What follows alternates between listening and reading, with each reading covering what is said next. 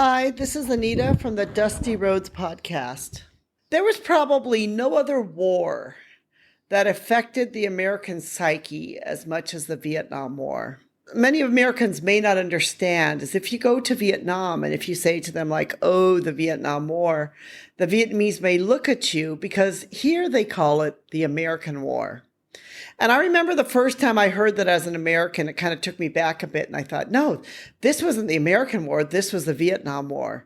But the Vietnamese look at it as an American war because we as Americans were on their soil here, basically fighting for a dispute, which many Vietnamese saw as an internal dispute between North and South. And we have American blood on this land of Vietnam because of that. One of the reasons why the Vietnam War was such a divisive war was because of the draft that happened in America. As many of you may know, I live here in Hanoi, Vietnam. Last Sunday, I was outside at the park where I normally go to. There's a lovely park near my house, and I bring my dog. And there's a young kid there, and he's actually a music a concert pianist who's studying music. And we become friendly. He speaks very good English. He lives near me, and he has a dog that's a German Shepherd. And so we sometimes get talking. And last Sunday, we're sitting on a bench, and we got talking a bit about Vietnam and America. And we somehow got on the subject of the Vietnam War or the American War. And I, sort of said to him, I said, well, for a lot of Americans, this is a war that is still considered a very bitter war in their minds. And I told them a story about a friend of mine who got drafted into the Vietnam War and who told me that one day he was in a Home Depot somewhere in Texas and suddenly found himself surrounded by a bunch of Vietnamese and heard the speaking of Vietnamese, and he had a panic attack. And this is like how many years after the war he's still having a panic attack or PTSD. So this war was a war that affected many people and is still affecting them even today. And one of the reasons why was because the Vietnam War was a war where many Americans are being forced against their will or being drafted into the war. A draft or conscription is never quite a popular thing. But during the Vietnam War era, about 2/3 of American soldiers served were volunteers. But then about 1/3 were conscripted through a military draft that was administered by the Selective Service System. But this draft was without a lot of its problems because, a lot of people were suddenly they didn't want to be drafted. So they found ways to not become drafted. Their families had money or were able to somehow ensure they didn't become drafted. So for a long time, there was sort of a lot of corruption within the draft itself. In the early stages of the draft, the names of the eligible American men were collected by the Selective Secret Service. When an individual's name was collected, he was required to appear before a local draft board, and a group comprised of members from the local community. And then these guys would decide whether or not this guy would be drafted or not. So a lot of it became, influenced upon whether or not the family had influence. Did they know the people on the draft board? Maybe they could influence them in some way. So the makeup of the American troops in Vietnam were predominantly working class, 55%, with 25% identified as poor, and the 20% coming from middle class backgrounds. The soldiers came from mostly the urban and agricultural regions. So, there was so much public criticism that happened over this draft that so many Americans were unhappy because they felt like there was this unfairness that was going on. People that had money, that had influence, that were, able to be in college, that could get certain deferments, were able, not to be drafted. A great example of this was, President Donald Trump was, drafted and was able to be deferred for some foot reasons or for something else where other people had to serve. So there's still a lot of people today that are saying like, look, I had to serve, but somebody else next to me didn't have to serve because they had money and influence and they were able to be deferred. So this changed on December 1st, 1969.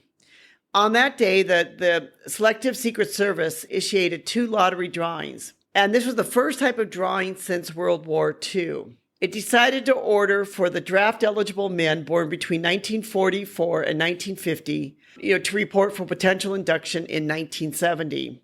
So the lottery kind of operated on a birth date system, assigning numbers to each date in the year, including February 29th. So men with lower numbers faced a higher likelihood of being called for service.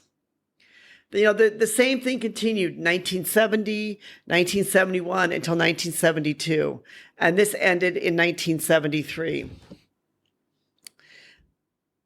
So there's 10 reasons why the draft was so problematic, and why even still today, in Americans, this is why the Vietnam War, or if you're living here, the American War, is still a war that is rife with problems, reasons why a lot of people are still upset by this war. First of all, it'd be the social economic inequality, that there's disproportionately people of lower incomes, that working class families that were being drafted than those of higher, or families that had influence and had money. Many people that were morally opposed to the war, that they found it unethical, and they were refusing to be able they were saying, like, I refuse to fight in the war. So they were, considered to be deserters. Many of them went to Canada, and it was actually President Jimmy Carter who, when he came into office, he basically said that they've all been, forgiven, that they could come back to America, that they would no longer be considered traitors or treasonous. There was a racial bias. A lot of African Americans and Hispanic men were actually drafted into this war. Wealthy and influential families sometimes use their resources or connections to secure deferment for their children. This created the system that favored the privileged, that favored the wealthy. Many of the young men had to abandon education, jobs, families on a short notice. There were a lot of public protests and civil unrest. A lot of the men who came back from serving in Vietnam felt like they were ostracized from society, that a lot of people weren't really happy with their service. They didn't like the fact that they were in Vietnam. There were a huge protests going on for people, even like Jane Fonda, the famous movie star, was known by a lot of the soldiers as Hanoi Jane, because she was out there protesting the war. There's a lot of questions about the legality. Like, was the draft really illegal? Was it really legal to be done? And there was, this tarnished international image. The draft and the manner in which it was conducted drew, international criticism. So it fueled a lot of anti-American sentiment around the world. There were a lot of people who were not happy with Americans because of the fact that they were there in Vietnam. They felt like they should not be there, and because of this draft. And the draft had a lasting scar on the American psyche. As I was saying last Sunday on the bench to my Vietnamese friend who had never, gone through the war here, who was born after the war, born in an era of freedom and choice and other things here in Vietnam. As I said to him, I said, you need to understand that for many Americans, they feel like this war had a great black stain on America and on our country, and they still feel it today. But I did say to him, and this is what I've said to many people, that in all my years of living here in Hanoi, I have never felt any animosity towards me as an American. And sometimes here I see, older men who have wheelchairs, who can hardly walk, who I assume probably were maybe something happened to them in the war. They smile at me, they wave at me, they say hello to me, and they never complain to me that because I am an American.